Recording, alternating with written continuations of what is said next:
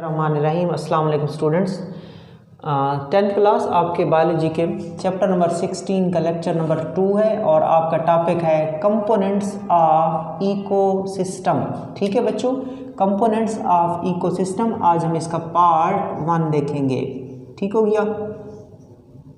आपको पता है कि इकोसिस्टम या माहौल जो होता है उसके दो हिस्से होते हैं, एक बायोटिक कंपोनेंट होता है और दूसरा एबायोटिक कंपोनेंट होता है। ठीक है बच्चों, माहौल के या इकोसिस्टम के दो हिस्से होते हैं, एक जानदार हिस्सा होता है और एक बेजान हिस्सा होता है। तो component of ecosystem, there are two component of the ecosystem, one is biotic component, another one is abiotic component. Living component जो होता है वो बायोटिक कंपोनेंट कहलाता है। जो भी दुनिया में जानदार चीज़ें हैं जिनके 5 बड़े ग्रुप्स हैं जिनको किंगडम कहा जाता है, वो जानदार बायोटिक कंपोनेंट में आते हैं। बाकी जो बेजान चीज़ें अल्लाह ने बनाई हैं, रोशनी, हवा, पानी, ज़मीन, ये सारी चीज़ें नॉन लिविंग हैं, बेजान चीज़ें, और ये एबायोटिक कंपोनेंट में आती हैं। सो एबायोटिक कंपोनेंट सबसे पहले देख लेते हैं। तो जब भी एबायोटिक लफ्ज़ आए ना बच्चों, तो आपने क्या याद रखना है? Non living factors, non living factors, non living factors, बेजान चीज़ें प्रेजेंट इन द इकोसिस्टम। ठीक हो गया कि इकोसिस्टम के अंदर जो बेजान चीज़ें हैं वो एबायोटिक हिस्से या कंपोनेंट कहलाती हैं। Important non-living factors are light, air, water, soil and basic elements and compounds। ठीक है बच्चों, तो MCQs याद रखिएगा। पहली बात, जो इकोसिस्टम के अंदर बेजान चीज़ें पाई जाती हैं, इकोसिस्टम के अंदर जो बेजान फैक्टर्स पाए जाते हैं, इकोसिस्टम के अंदर जो बेजान अवामिल पाए जाते हैं, बेजान के लिए आपने एबायोटिक कंपोनेंट याद करना है। वो कौन कौन है? रोशनी, हवा, पानी, ज़मीन और बुनियादी एलिमेंट्स और कंपाउंड्स। तो अगर MCQs आता है कि बुनियादी एलिमेंट और कंपाउंड क्या हैं, आप कहेंगे एबायोटिक। साइल क्या है? एबायोटिक। तो पता होना चाहिए ये चीज़ें बेजान चीज़ें हैं। ठीक है, और इन नॉन लिविंग थिंग्स को आप एबायोटिक कंपोनेंट कहते हैं। आगे चलते हैं बच्चों बायोटिक कंपोनेंट्स की तरफ। बायोटिक कंपोनेंट्स की तरफ चलते हैं। It comprise living part.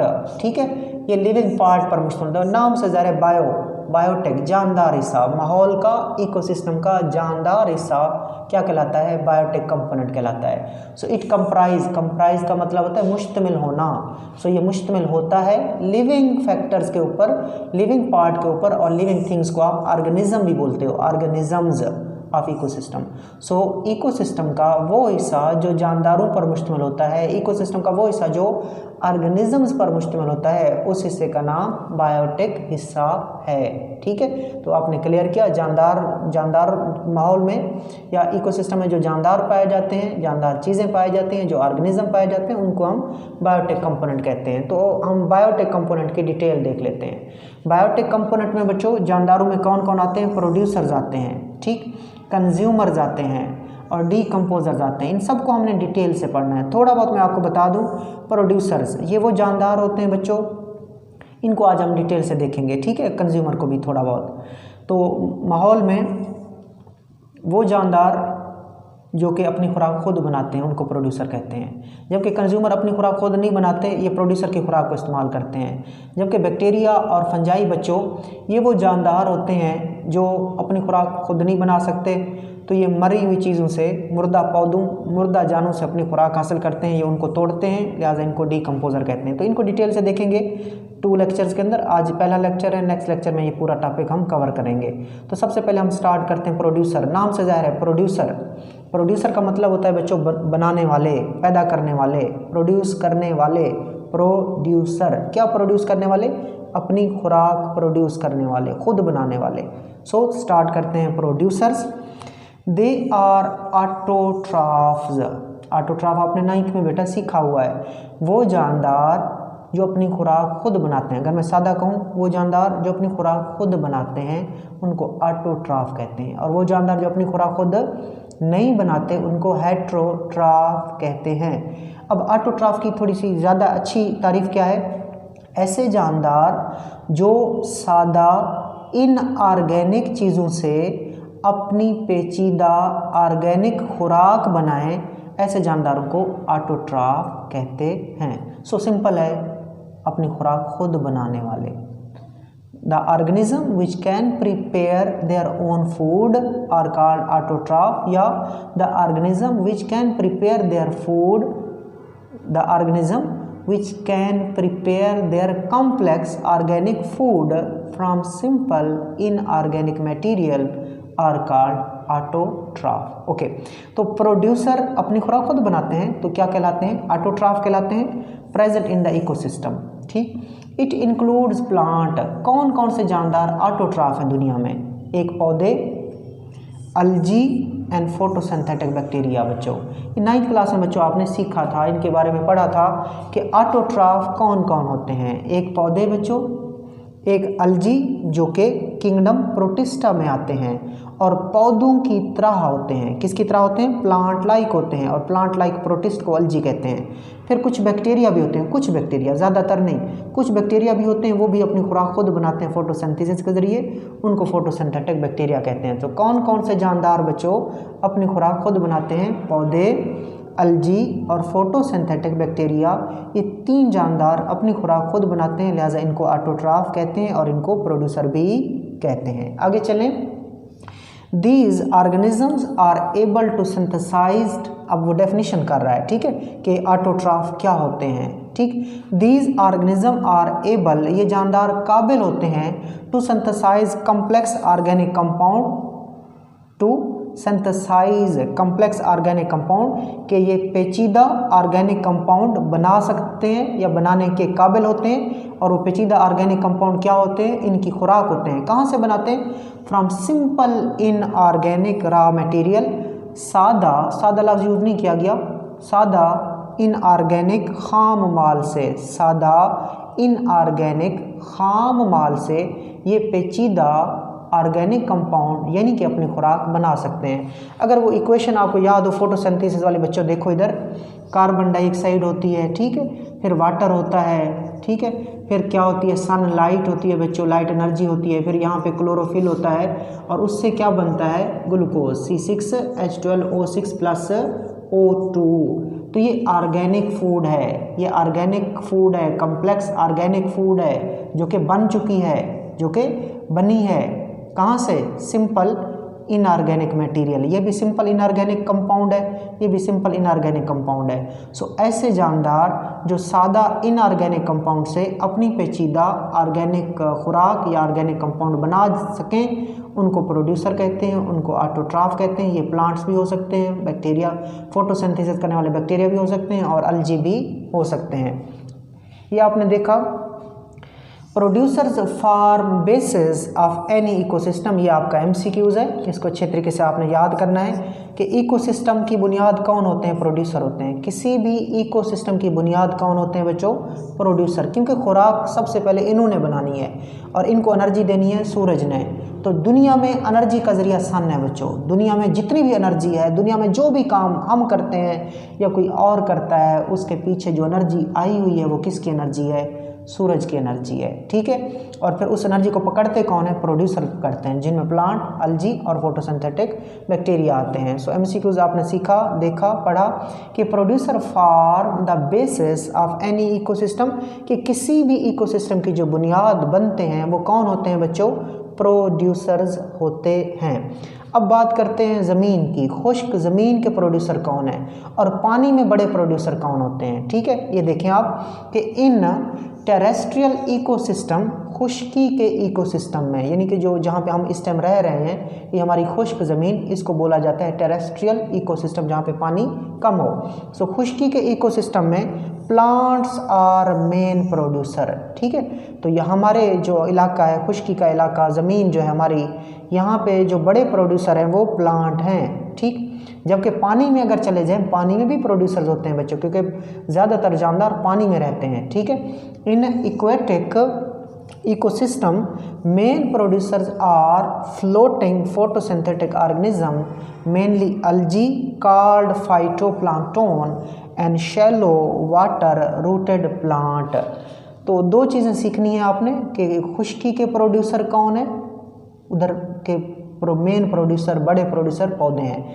जबकि पानी वाले इकोसिस्टम में जो बड़े प्रोड्यूसर हैं वो फ्लोटिंग, तैरने वाले और फोटोसिंथेसिस करने वाले जानदार हैं, जिनमें अलजी आती हैं, और इनको क्या कहते हैं? फाइटोप्लैंक्टन कहते हैं। बच्चों याद रखना कि पानी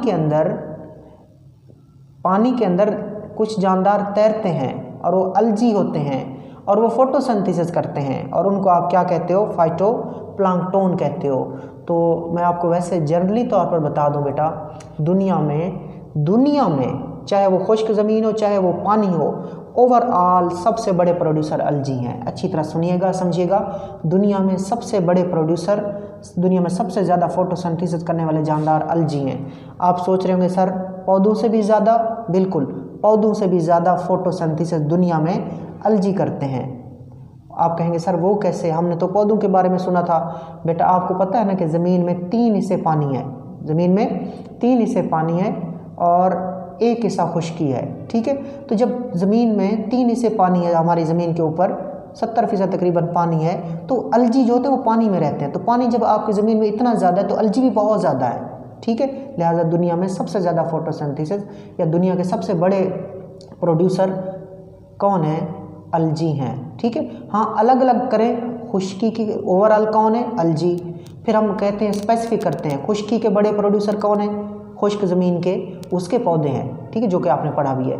फिर पानी में कौन है? पानी में उसने कह दिया अलजी हैं, और ये जो अलजी होते हैं ये आज़ादाना पानी में तैरते हैं और फोटोसिंथेसिस करते हैं, और इनको क्या कहते हैं? फाइटोप्लैंक्टन कहते हैं। अब आप कहेंगे सर पानी में पौधे भी होते हैं? बिल्कुल, पानी में पौधे भी होते हैं। शैलो वाटर रूटेड प्लांट, वो पौधे भी जो पानी के अंदर होते हैं, ठीक है, वो भी फोटोसिंथेसिस करते हैं। सो पानी के प्रोड्यूसर में मेन फाइटोप्लैंक्टन, अलजी हैं, और उसके साथ साथ पानी में भी पौधे मौजूद होते हैं लेकिन थोड़े होते हैं, वो भी फोटोसिंथेसिस करते हैं। किस में? इक्वेटिक इकोसिस्टम में। ये दोबारा मैं रिवाइज करा दूं आपको।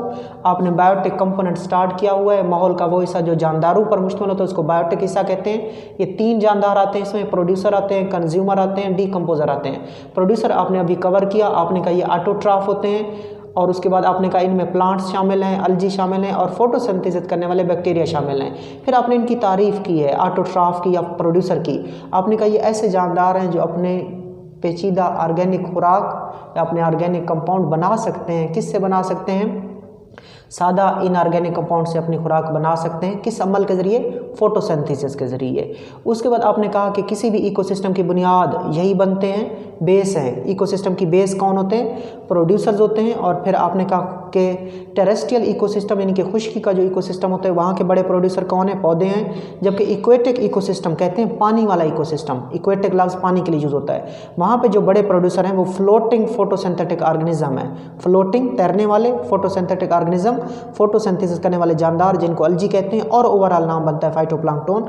वो पानी के बड़े प्रोड्यूसर हैं। और पानी में और भी प्रोड्यूसर होते हैं, शैलो वाटर रूटेड प्लांट, यानी कि वो पौधे जिनकी जो जड़ें होती हैं वो कम गहरी होती हैं। तो कम गहरे पानी में जो जड़ों वाले पौधे होते हैं वो भी पानी के प्रोड्यूसर्स में आते हैं। आगे चलते हैं बच्चों कंज्यूमर की तरफ। ये कंज्यूमर आज हम कंप्लीट नहीं करेंगे, थोड़ा सा इनका इंट्रोडक्शन देख लेते हैं। कंज्यूमर, ठीक हो गया। कंज्यूमर नाम से ज़ाहिर है, कंज्यूम करने वाले, खर्च करने वाले, यूज़ करने वाले, इस्तेमाल करने वाले। अपनी खुराक खुद नहीं, दूसरों की खुराक। किसकी? दूसरों की खुराक इस्तेमाल करने वाले। इसका मतलब क्या हुआ? फिर तो ये हेटेरोट्रॉफ हुए, मतलब अपनी खुराक खुद नहीं बना सकते, बनी बनाई खुराक लेंगे। किसकी लेंगे? प्रोड्यूसर की लेंगे। ओके, देखते हैं। These are heterotroph. कंज्यूमर क्या होते हैं? हेटेरोट्रॉफ होते हैं, अपनी खुराक खुद नहीं बना सकते। So they can not synthesise their food, ये अपनी खुराक नहीं बना सकते। And so depend upon producer, लिहाजा किसके ऊपर डिपेंड करते हैं? प्रोड्यूसर के ऊपर डिपेंड करते हैं। किस लिए डिपेंड करते हैं? किस लिए प्रोड्यूसर के ऊपर इन्हिसार करते हैं?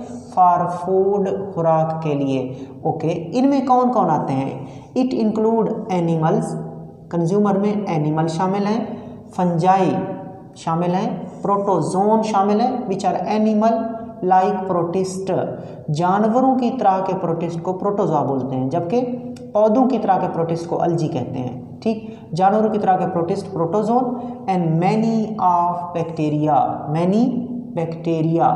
ठीक है, ये क्या है बच्चों, ये कंज्यूमर्स हैं, ये हेट्रोट्राफ हैं। कौन कौन, जानवर, फंजाई, प्रोटोजुआ और बहुत सारे बैक्टीरिया। ये अपनी खुराक खुद नहीं बना सकते, अपनी खुराक के लिए प्रोड्यूसर के ऊपर इन्हिसार करते हैं, लिहाजा ये हेट्रोट्राफ हैं। कंज्यूमर के बारे में क्या सीखा आपने, कंज्यूमर हेट्रोट्राफ होते हैं, अपनी खुराक खुद नहीं बनाते तो खुराक के लिए प्रोड्यूसर के ऊपर इन्हिसार करते हैं। कौन कौन है जो अपनी खुराक नहीं बनाते, जो हेट्रोट्राफ हैं, जो कंज्यूमर हैं, एनिमल, फंजाई, प्रोटोजोआ और मैनी बैक्टीरिया। अब एमसीक्यूज हैं आपके कि इनमें चार में से बड़े कंज्यूमर कौन है, सबसे ज़्यादा खुराक खाने वाले कौन हैं, दूसरों की खुराक, प्रोड्यूसर की खुराक सबसे ज़्यादा कौन खाते हैं, आपको पता होना चाहिए, एनिमल्स।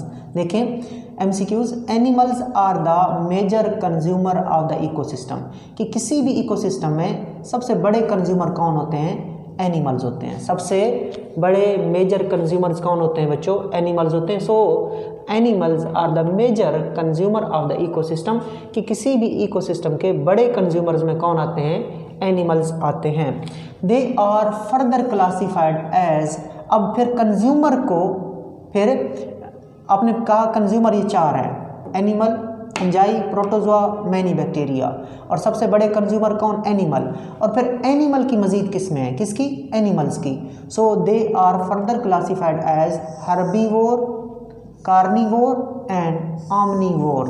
किसमें बच्चों, एनिमल्स को तीन में डिवाइड करेंगे, हर्बीवोर्स, कार्निवोर और एक इंफॉर्मेशन है वो भी उसमें आते हैं। So animals are divided into 3 groups, herbivore, carnivore, omnivore. Herbivore नाम से जाहिर है ये घास को खाते हैं, हर्ब्स को खाते हैं, पौधों को खाते हैं, पौधों के प्रोडक्ट को खाते हैं। ऐसे जानवर जो पौधों को खाएं, घास को खाएं, पौधों के प्रोडक्ट्स को खाएं, उनको हर्बीवोर जानवर कहेंगे। और वो जानवर जो गोश्त को खाएं, एक जानवर जो दूसरे जानवर का गोश्त खाए, एक जानवर जो दूसरे जानवर का गोश्त खाए, वो कार्निवोर है।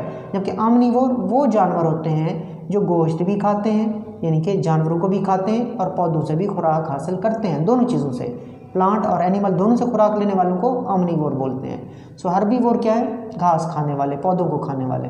हर्बीवोर्स मिसाल क्या है, कैटल, मवेशी, कैटल में गाय और भैंस आती हैं।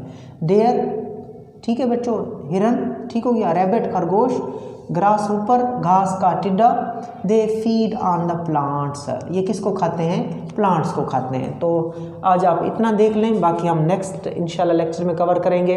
कंज्यूमर आपने पढ़ा, ये हेट्रोट्राफ हैं, अपनी खुराक खुद नहीं तैयार कर सकते और खुराक के लिए प्रोड्यूसर के ऊपर इंसार करते हैं। चार कंज्यूमर हैं, एनिमल, फंजाई, प्रोटोजोआ और मैनी बैक्टीरिया।